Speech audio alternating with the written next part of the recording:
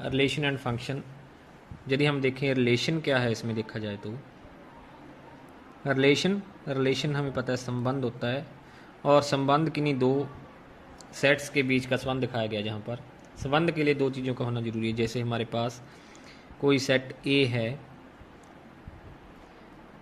उसमें एलिमेंट्स हमारे पास दिए हुए हैं 1 और 2, और दूसरा कोई सेट है हमारे पास बी, उसमें हमारे पास एलिमेंट्स हैं 3,4।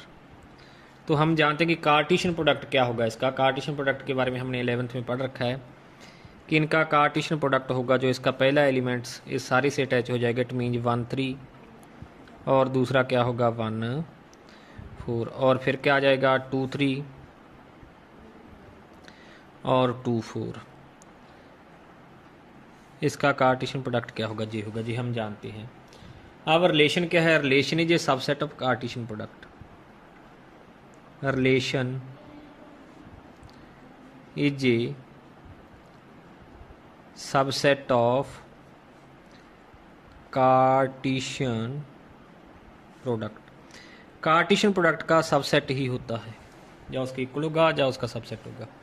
अब हमारे पास मान लो कोई रिलेशन डिफाइन कर दिया, मैं कहता हूँ कि R1 रिलेशन है हमारे पास, वह किस प्रकार का है, उसमें एलिमेंट्स हैं x और y सच दैट, किस प्रकार की, x and y are even, x और y दोनों क्या हैं, इवन हैं, और x belongs to a, it mean जो x रहेगा वो पहले सेट से रहेगा, और y बिलोंग्स टू क्या रहेगा, b, y क्या रहेगा दूसरे से।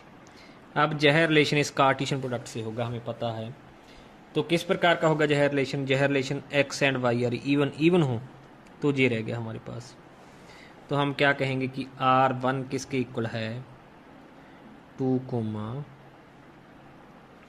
यह हमारा क्या रहेगा, इसमें आंसर रहेगा। इसी प्रकार से माना हमें रिलेशन कोई और रिलेशन डिफाइन कर दिया, वो R2 है, वह है XY such that x belongs to a, y belongs to b, कि x तो a से हो और y किस से हो, b से हो। अब x a से है इन सारे के सारे में देखें हम, और y किस से है, y b से है।